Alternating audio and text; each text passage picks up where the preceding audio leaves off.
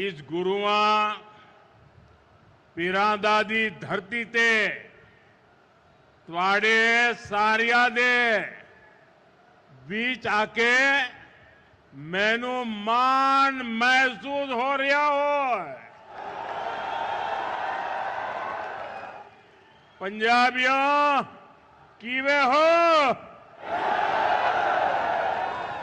चढ़दी कला च हो? साथियों, कुछ समय पहले मैं यहां श्री गुरु रविदास जी के जन्मोत्सव का हिस्सा बनने आया था और आज हमारा जालंधर विकास के उत्सव का साक्षी बन रहा है।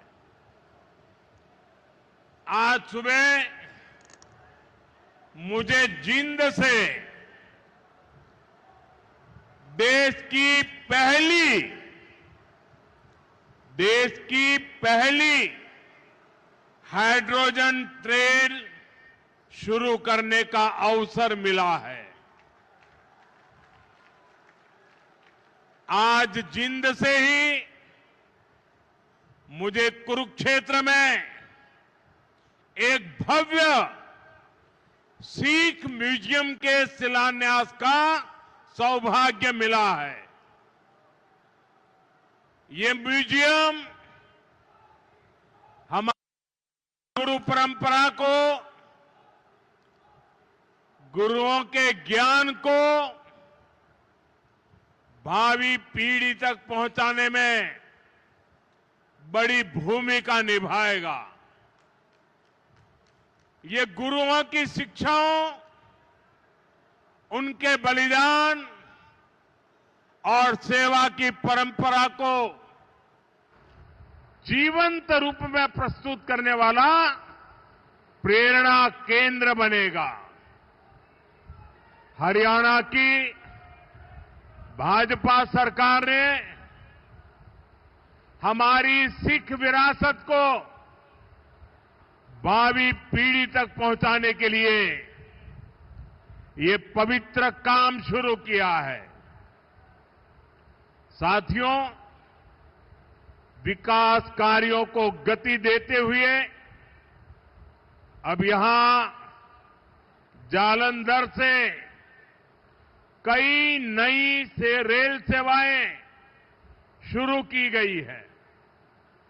आज अमृतसर से काशी के बीच रेल सेवा भी शुरू हुई है। इससे गुरु रविदास जी के भक्तों के लिए पंजाब से काशी जाना और अधिक आसान हो जाएगा।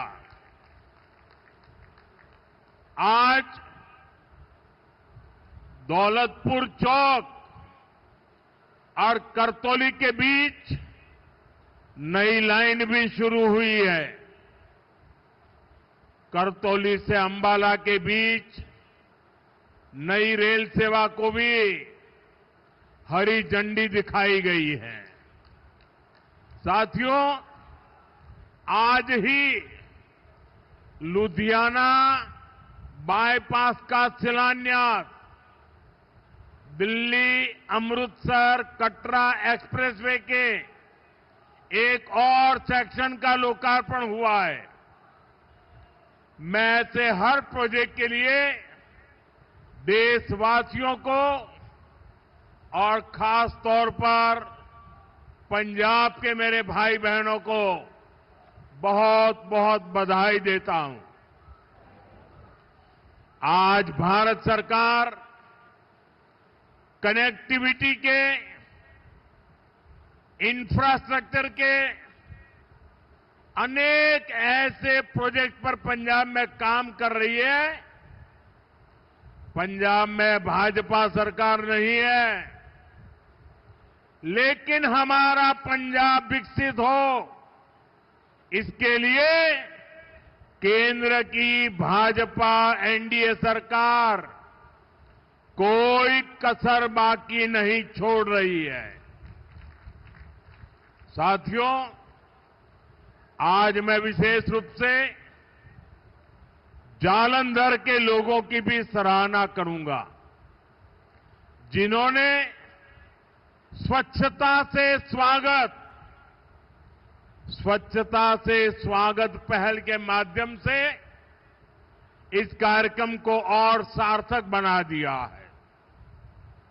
श्री गुरु रविदास जी ने समरसता और सामूहिक प्रयासों का जो संदेश दिया था, उसे आप सभी ने अपने व्यवहार में जीवंत किया है। ये अभियान कर्तव्य भावना का भी उत्तम उदाहरण बन रहा है। साथियों, आज के दिन मैं इस मंच से पंजाब के महान सपूत सरदार तेजा सिंह समुंदरी जी को भी महाराजा रणजीत सिंह के शासन में खुशहाली भी थी, सुरक्षा की गारंटी भी थी और समाज में सद्भाव भी था। लेकिन पंजाब में आज क्या हो रहा है, ये किसी से छिपा नहीं है। यहां विज्ञापनों के दम पर विश्वासघात की तस्वीर छिपाई जा रही है। आज पंजाब में कानून व्यवस्था बेहाल है। कब कहां गैंगवॉर हो जाए, किस दिशा से गोलियां चलने लगे, कोई कह नहीं सकता। यहां व्यापार कारोबार करना मुश्किल हो गया है। सरेआम लोगों से फिरौती मांगी जा रही है। पुलिस थाने तक सुरक्षित नहीं है। आए दिन थानों पर अटैक होते हैं। और सबसे दुखद तो ये है कि पंजाब का भविष्य भी बर्बाद किया जा रहा है। नशे के सौदागर खुलेआम घूम रहे हैं। पंजाब के युवाओं को नशे के दलदल में धकेला जा रहा है। साथियों, आज यहां जो लोग पंजाब की सत्ता में बैठे हैं, ये लोग बहुत घमंड से देश की राजनीति बदलने का दावा करते थे। लेकिन आज इनकी सच्चाई देश देख रहा है। 2-3 दिन पहले ही दिल्ली में इनके एक नेता को अदालत ने दोषी करार दिया है। उस पर दोष दंगे कराने का है। दोष एक पुलिस के आईबी अधिकारी की हत्या का है। और इन लोगों की बेशर्मी देखिए। अदालत ने सबूतों के आधार पर फैसला दिया, लेकिन ये लोग कोर्ट के फैसले पर सवाल उठा रहे हैं। ये लोग अदालत के फैसले भी मत मजहब उसमें भी ढूंढ रहे हैं, क्योंकि इनके वोट बैंक का सवाल है। साथियों, कुछ दिन पहले ही गुजरात में इनके एक एमएलए को कोर्ट ने 7 साल की सजा सुनाई है। ये सजा सरकारी अधिकारियों पर हमले और वसूली के मामले में सुनाई गई है। वसूली, उगाही, अवैध कब्जे, ये सब इनकी राजनीति का ट्रेडमार्क बन चुके हैं। ऐसे ही अनेक मामलों में कई सारे लोग तो अभी जमानत पर बाहर चल रहे हैं। यहां पंजाब में ही देखिए, जिसको स्वास्थ्य मंत्री बनाया उसको घूसखोरी के चलते बर्खास्त करना पड़ा। एक मंत्री पर मनी लॉन्ड्रिंग जैसे गंभीर आरोप है। इनके एमएलए घूस लेते हुए रंगे हाथ पकड़े जा रहे हैं, ऐसे गिनते जाएंगे तो इनकी सरकार और इनकी पार्टी में कम ही लोग मिलेंगे जिन पर कोई दाग न हो। साथियों, जनता की सेवा का काम साफ नीयत से होता है, ईमानदारी की भावना से होता है। लेकिन आज जो पार्टी पंजाब में सरकार में है, उसकी ना नीयत साफ है और ना ही वो ईमानदार है।